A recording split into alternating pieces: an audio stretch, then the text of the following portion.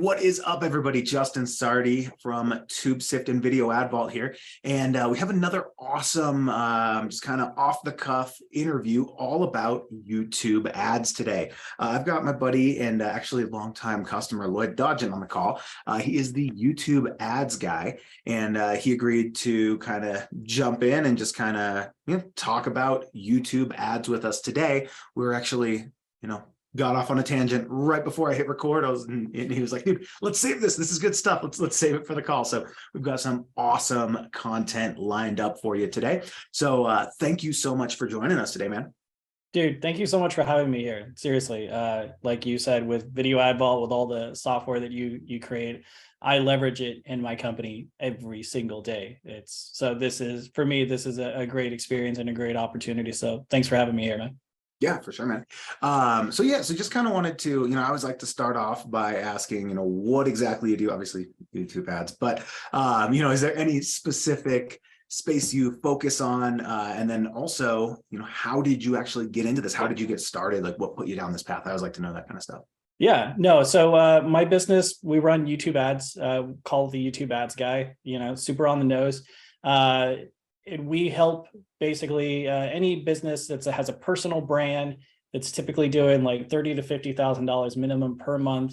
They have either a mastermind, a high ticket coaching program or course, and they're typically leveraging a call funnel. Those are the types of people that we work with, that we really are able to get like good results with, and I see YouTube really working the best for. So as far as like how I started, man, my business journey has been just one, iteration, of a failure after another, learning new things for over a decade, from starting in lowly network marketing to kind of growing up with social and blogging and everything, and, just creating the next business idea. But really where YouTube ads kind of came in is I got out of the MLM space and the affiliate MLM space per se. And what I had recognized is that I had developed a lot of skills. Like I knew how to run ads. I knew how to create social content. Like I knew how to do all these things. So it's like, okay, what can I do with these skills in order to, still be able to make money, create a business? So I was like, oh, let me just create a social media marketing agency. Because I think that's kind of like everybody's first like intuitive idea. And after doing that for a while, I was like doing everything. It was the boutique agency that was a full stack. We could do it all. And that was just a gigantic mistake. So then I started breaking it down. I was like, okay, what if I just focused on like paid ads? And so I was doing Facebook ads. I was learning that. I was getting results for clients, but Facebook was never really my favorite platform. And it was along the lines right before the pandemic. It was like 2019, I had a friend who was in the real estate industry, and he does these beautiful cinematographic like films of houses and stuff. Like they charge like $5,000 per film, but it's like a $23 million home, a $10 million home in California. And he was like, guys, we're not getting any views on this thing. And he's like, can you help me? And I was like, sure, yeah. Like, like any guy in the beginning of his journey, you answer yes to everything. And so I was like, well, maybe I can just like kind of like a boosted post on Facebook. I can run some paid traffic to this and get a bunch of, eyeballs on it. And so and then it was like Billy Jean at the time was like one of the very first guys to release like a course on YouTube ads. So I had bought it. I was already in his stuff, learning from him. And so I started learning YouTube ads that way and applying it to trying to just get more visibility on their videos. And, we ended up actually getting enough visibility on one of their houses, and they ended up selling like a $23 million home. So I was like, okay, maybe there's something with this YouTube ads thing, and maybe I should dig into it more. And one thing I kind of noticed is like I had a greater affinity for it than I did with Facebook. For some reason, it was much more intuitive. I liked the fact that it combined that creative nature of creating videos with the analytical nature of running ads. And it was like a perfect merger of like who I kind of am. Like, I think if you notice in the background, I read a lot, but I also love, a bunch of nerdy stuff, guitars and everything else. So it's like, I've got a balance of both. And so I was doing all of it, like Facebook ads and YouTube ads. And I was doing it for a big Inc. 50 company that's a big real estate company at the time. And at the same time, because I was living in California, everything is expensive. Oh yeah. Everything is so expensive. And I was driving to basically make ends meet on top of my, agency work. Like at the end of the night, I do my agency work. During the day, I go make money. And I was actually doing DoorDash. And one day, lo and behold, I'm in San Diego and I have an order for Billie Jean.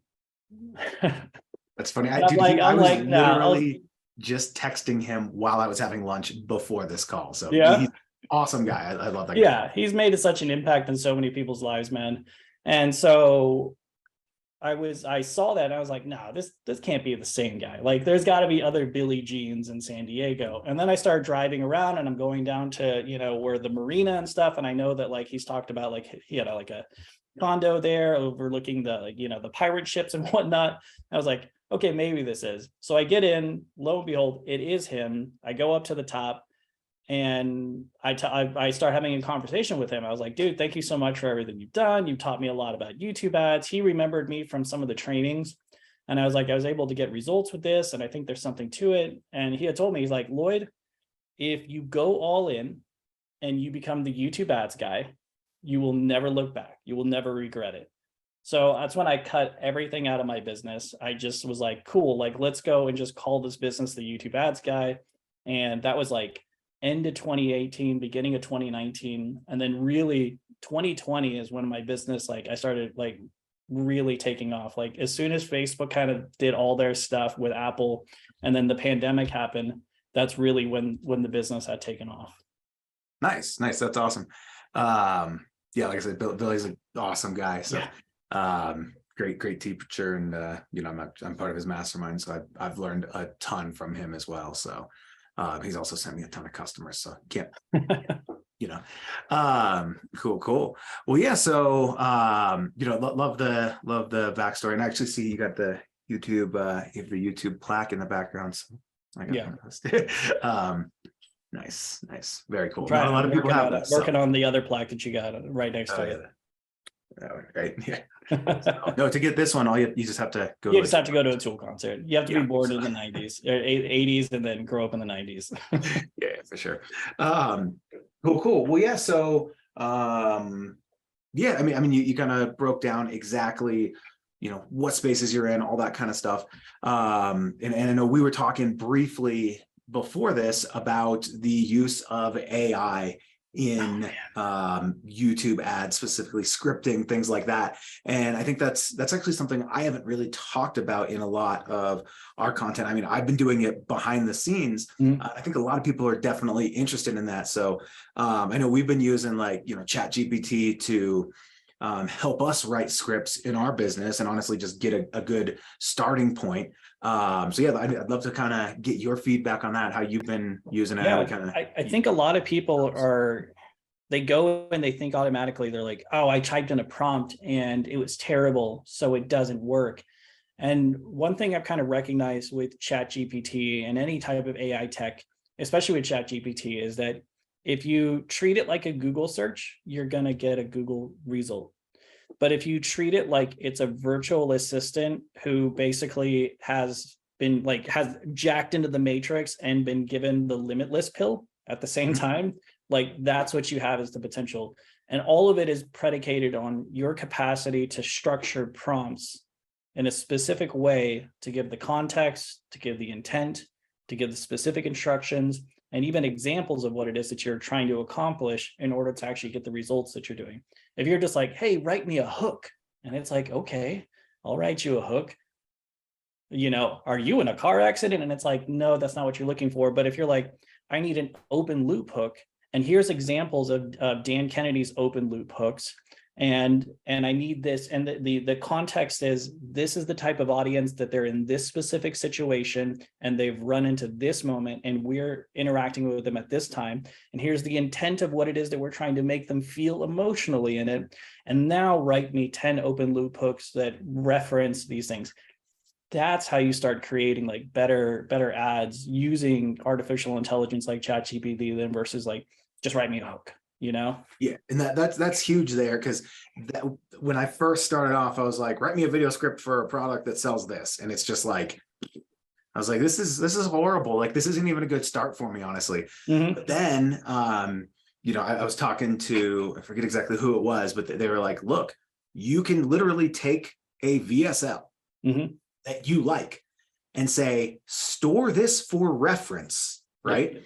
And this is, the style of so-and-so, store this for reference, use that style to then write me a script, in that style for this. I want it to be about this long, but like, you got to get very specific with it.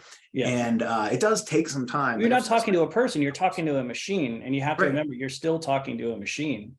We even go so far as like, okay, the stored reference, the audience that we're trying to capture, and our ideal customer avatar, which everybody in advertising always needs to go back to and understand. If you don't have that, don't run an ad, and if I have that ideal customer avatar, I even go and be like, hey, I want you to be hypercritical of the hooks that you just provided for me. Provide me 3 reasons why these hooks would attract this customer, and provide me 3 reasons why someone would hit the skip button.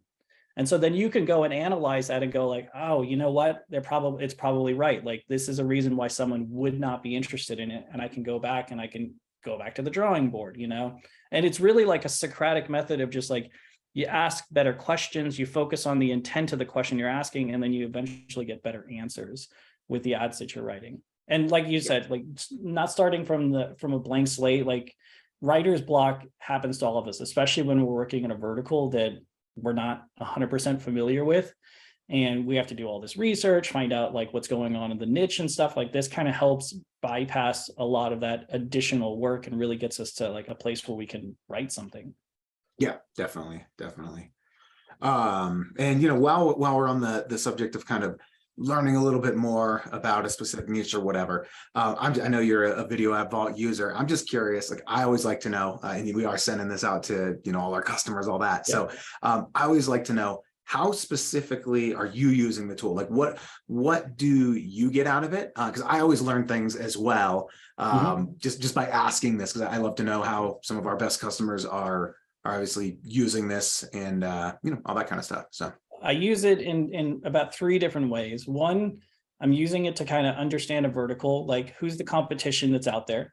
I'm getting a sense of how much money they're spending as well in those niches based on the amount of views that I know that they're able to have. If I'm approximating 10 cents a view, which is gracious, like I can estimate whether a person spent $1 million last year or not, and I can have that real conversation. And then I use it also for prospecting too.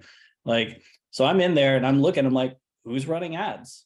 Like, I look for people who are running Facebook ads. I look for people that are running Google ads, but I never had a tool that was able to tell me who's running YouTube ads and who's running crappy YouTube ads that I could potentially help as well. When I see their ad and I'm like, this is terrible. I think we could help improve them.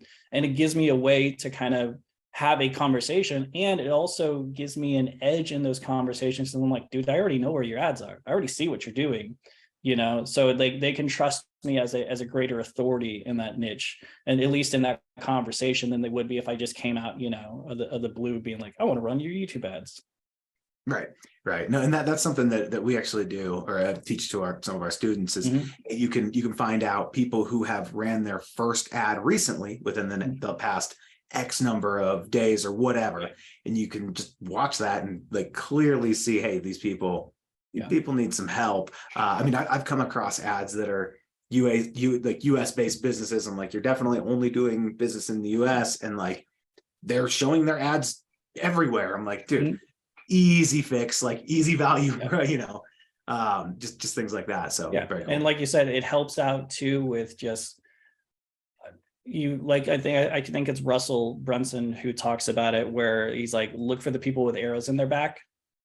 Like when you're funnel hacking, you're not really looking to go reinvent the wheel. If I know specific hooks and specific ways of communicating in an ad are working right now because they have 1 million views, I'm going to try to model that, and then I'm going to take that hook and I'm going to go back into ChatGPT and I'm going to help create some variations of that so that I can test that out and mold it to our own offer that we're running for clients. Yeah, definitely. And speaking of hooks, I always like to know, because I actually just shot a piece of content recently about how I'm kind of using, my specific method is like, one body and one call to action. I mean, you change those up a little bit, but then usually when I'm split testing, I'll sit down, I'll be like, all right, here's 5 hooks I want to test. I'll shoot those 5 hooks, shoot the body of my ad, and then just literally have my video guy bolt on the different hooks. Yeah. So I'm curious, what is your process for, testing different hooks and ads? That's exactly the way that I do it too. Like I try to create one that's a control, and then I try to create some variations of that hook.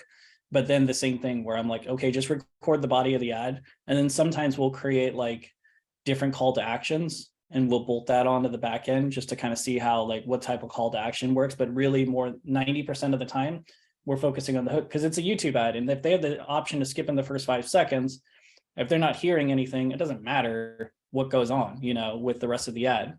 So yeah, no, we're doing the same thing. We're like 10 to 15 hooks that we're trying to create several sets of variations, and then seeing like, okay, so we have this idea of like, we're talking about a person who is in a motorcycle accident versus a car accident. Okay, like what kind of hook styles are there? We've got open loop, we've got closed loop, we've got a myth buster, we've got all these different kinds of hooks types that we can use, and we try to reflect that within the hooks. Nice. Yeah, it seems to be a pretty common. Yeah, I think it's an easier way, because I remember before I started doing that method, I'd have clients record ads from soup to nuts, one shot, and they would break their back in an 8-hour day trying to just record 5 ads perfectly without any error. And I'm like, we have editing, man. Yeah. I mean, that's how I used to do it too. And I would just, at the end of the day, I was just like, I never want to shoot another ad again, just because there's so many times where I have to like take it, like stop. Okay, no, redo that. Nope, start. Now I just like, I'm constantly pausing, and I'll just go back to where I know I messed up, or a line before that. I'm like, all right, we'll just cut it. And if you think about YouTube itself, like YouTube created the jump cut. We got used to jump cuts as a style of editing and as a style of consuming content. So it's like, stylistically, why wouldn't you stick with something that's also something that people are used to on a platform? If you're going to do a TikTok ad, you're going to do it just like people are, checking out a TikTok ad. You're going to do the same thing with a YouTube ad in a style that people are familiar with on YouTube. Yeah, and that's something I've always talked about. I'm like, hey, try and make it not seem like an ad, like just know what platform you are putting this content on, or this ad on, and try and make it fit that. And I actually will go out and watch, before I even script ads, I'll go watch what type of content, like what are the top videos ranking for specific keywords in the space that I'm in. And then I'll go out and I'll watch those videos. Like, what types of edits? Is there music in the background? Is there, like, what types of thumbnails are these people using? Yeah. And that's really important now. It's huge. Yeah. Especially when they combined the, made them, whatever video action campaigns or whatever they're calling them now. Yeah. They've changed it too many times. Whatever confusing name they have. Yeah. So yeah, now that your ads can show either way, it's more important than ever to have a solid, thumbnail. So. Yeah. Well, going back to your point about like searching keywords, one of the things that's great about that too is that in those titles and tags and descriptions, we have a chance to find more keywords than we would have. And if that video has a ton of views, there's a reason for that. It's got retention. And if it's got retention, that means it's got a good hook.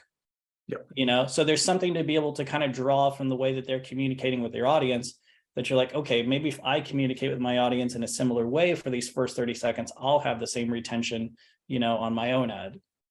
Right.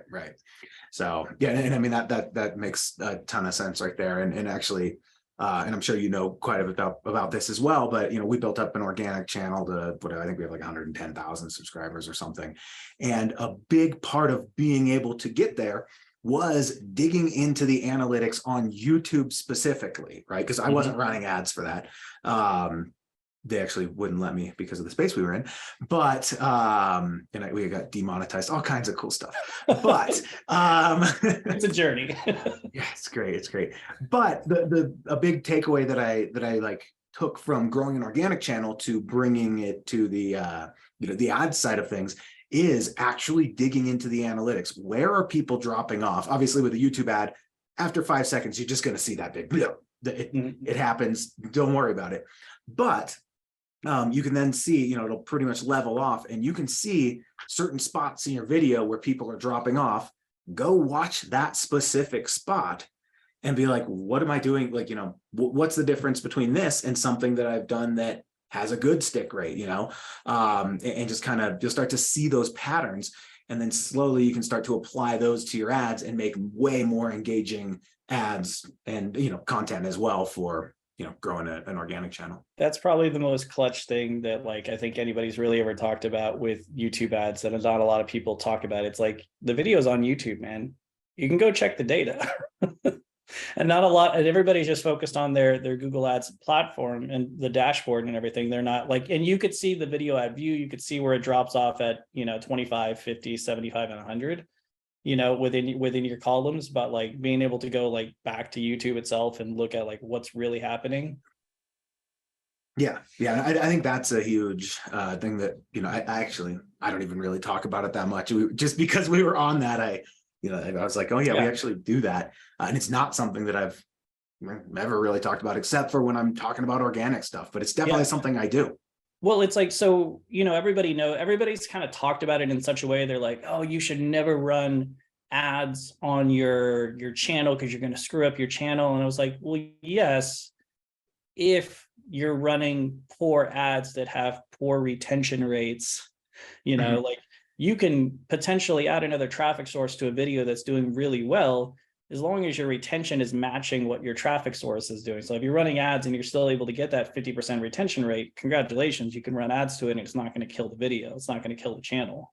Right. And something that we've actually been doing recently with our channels is setting up in-feed ads. So campaigns without a goal. We're obviously using tracking links and things like that so we can track, hey, are we getting clicks here? But we're treating those like organic videos and then just boosting those and then retargeting everybody who watches our content. They have no pitch. There might be a very soft pitch at the end. Like, by the way, if you liked this, we do have a software that'll help you do what we were just talking about, check it out, kind of thing. And we're giving away lead magnets and things like that. But for the most part, they're just straight up value, and we're promoting those using just keyword targeting because, Google took away keywords and placements, but they didn't really. They didn't really, yeah.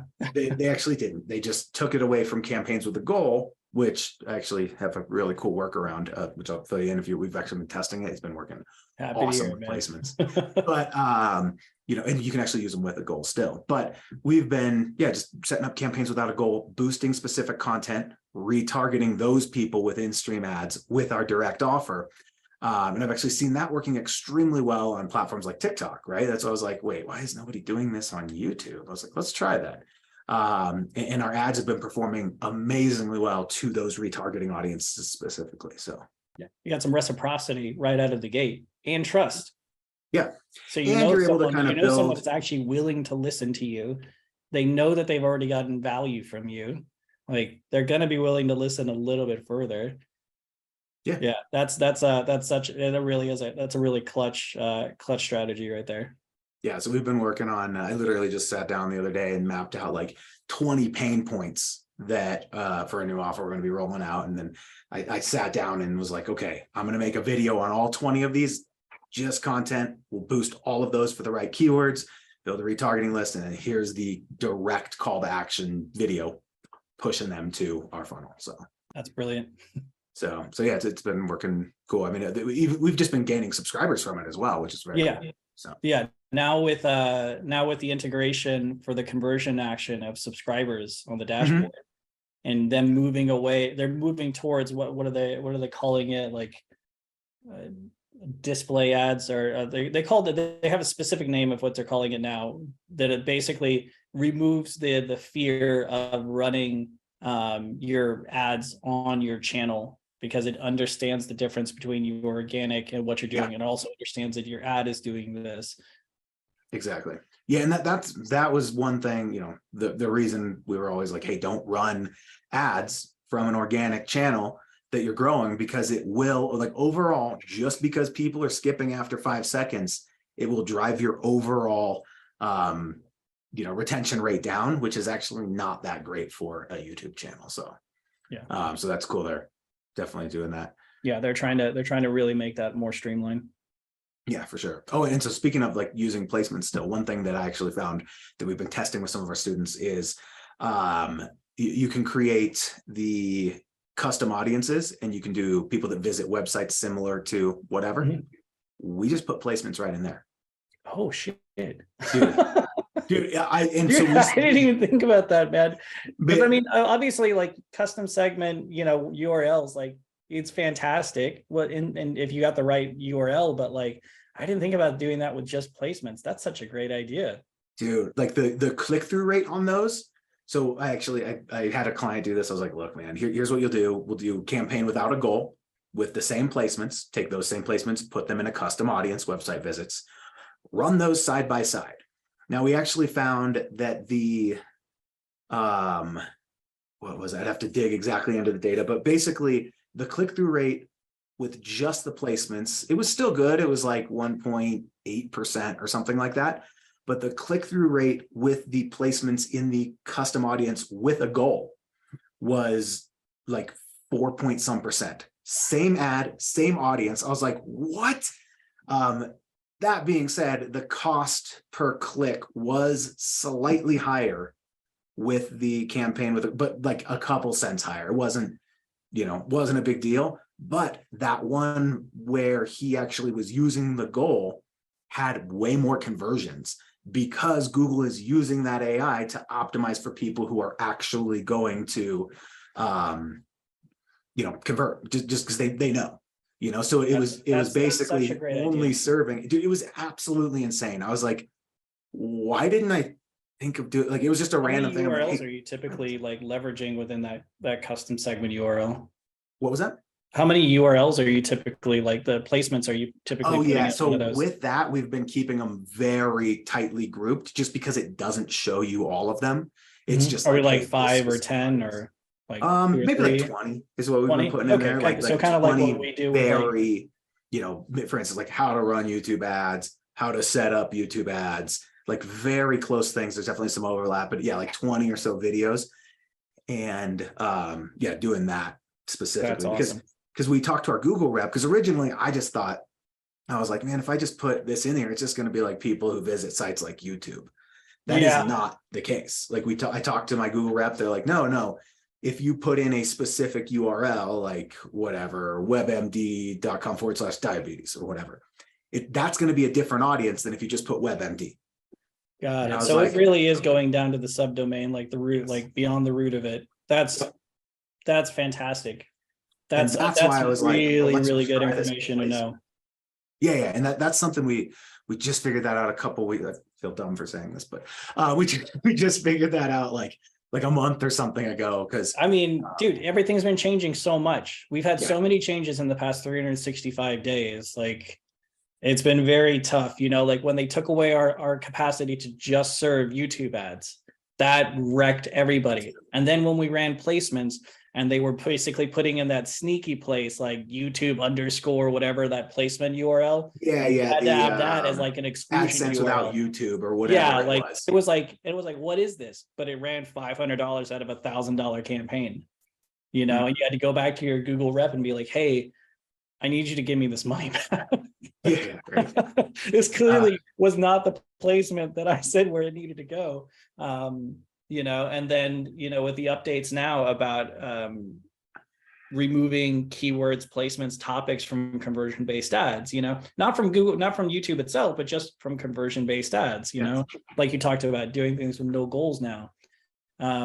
Even the way that they're building out audiences now has fundamentally changed. Like you got to build out the segment and then you build out the audience from the segment versus like we used to be able to just do that in the campaign itself. Like, yeah. Well, and half the time it does, like there's those cool combined audiences where you can be like, I want to target people who have visited these websites, but who are also using these apps. You could do the and or whatever. Now it's just or. Now they're forcing or with that. There's no stacking in those kinds of audiences. So it's like we've been having to adapt a lot, So like when I hear these cool ideas that you're like, we just figured out a couple of weeks ago. Of course, because everything changed just recently again.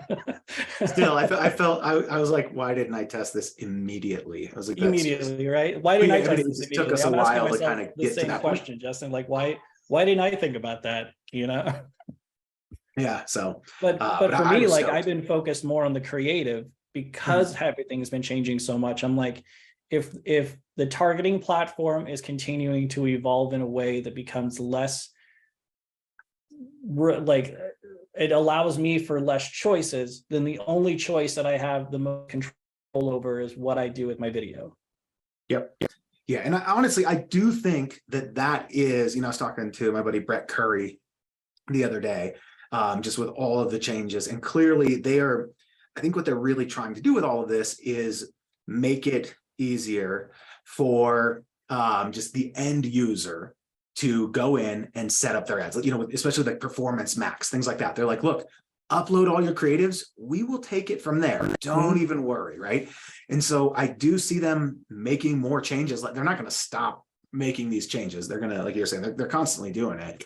Yeah. And I do see them removing more and more things and just being like, hey, we have it. Like, we got it. You upload your video, tell us your ideal website, whatever your ideal visitor, answer a few questions, and boom. So bottom line is that yes, your creative is going to be, and it currently is, like, it's extremely easy to target people on YouTube. Always has been. Yeah. That just the amount of first party data that Google has is absolutely absurd. I know. I And mean, you can just literally, they know everything about you. They can and tap they've into been that. knowing everything about you for years. Yes.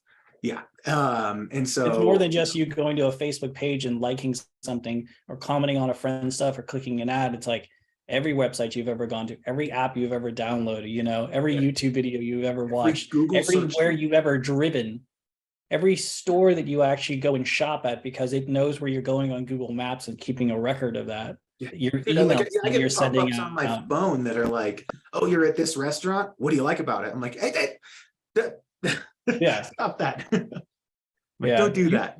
They're like, your reviews have been in the top 300 reviews. Would you like to leave another one for the place that you were just at? Yeah. But So it's yeah, it's like crazy. So. it's Big Brother, man. They know everything about you, but that's the beauty of it, that you can kind of trust more about who they're getting you in front of, because they know people down to the hairs on their head. Yeah, for sure, for sure. Or if those hairs are falling out. So, Or those hairs are falling out, and they'll send you a Keeps for Men ad. yeah, yeah. Dude, they've been sending me those. I'm like, I don't know. You got hair for days, man. Maybe not the best, but oh well. Cool, man. But yeah, but long story short, I think that video creative and your actual ad and your copy and how well you can communicate your marketing message or just your message to your ideal audience, that like long term, that is never going to be something that they can replace, so I think focusing on that specifically is a great call. Yeah. So cool. Well, yeah, I mean, I guess I always like to ask also, like, any specific tips or tricks that you've been seeing working recently. Obviously tons of changes, as far as anything that's been standing out to you recently that you'd like to share with the audience. Shorts ads.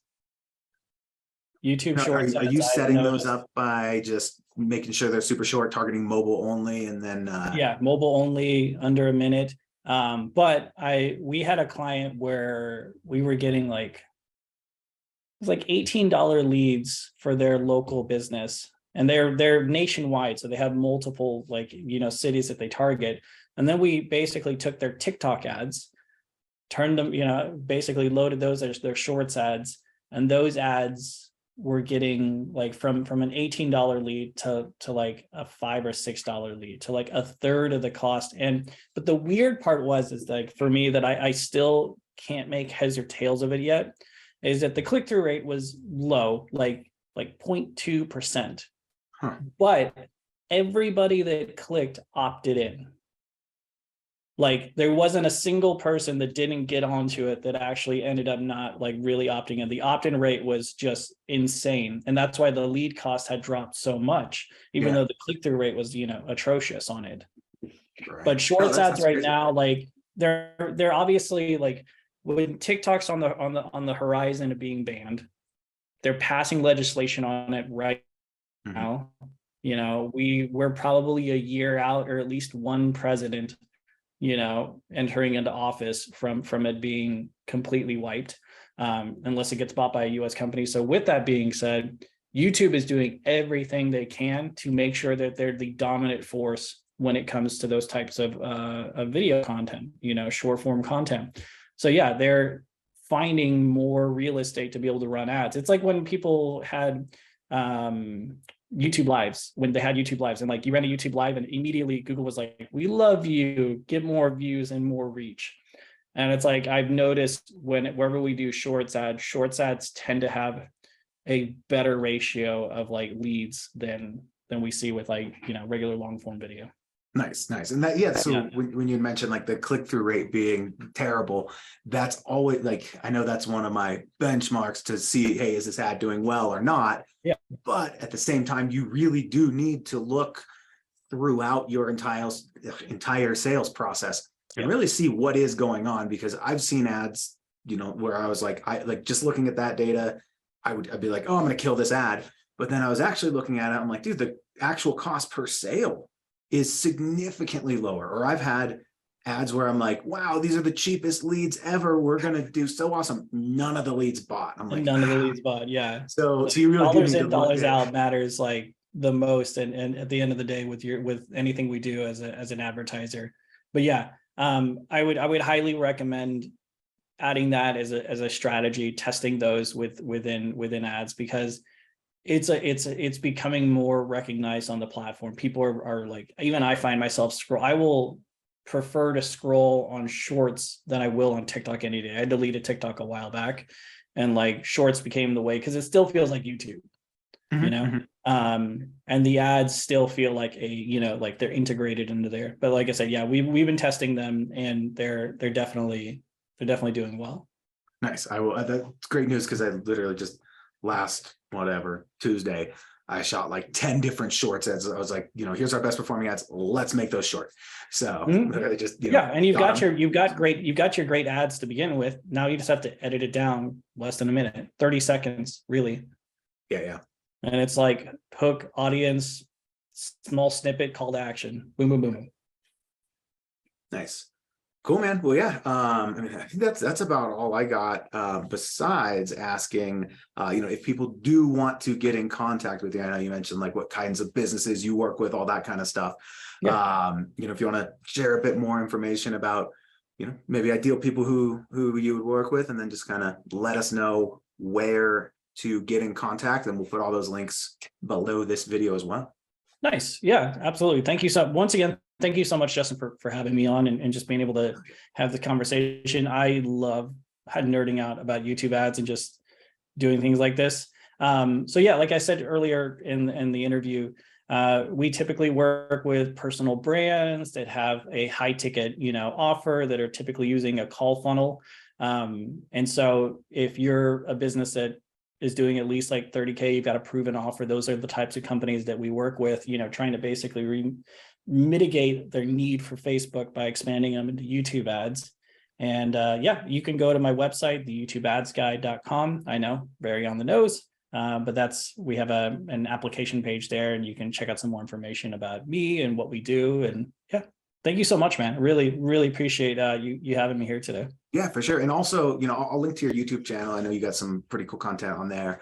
Yeah, and that's growing right now. So yeah, definitely we'll drop that below if you want to see more of what Lloyd's got to say. So cool, man. Yeah, thanks so much, and we'll talk soon. Thank you.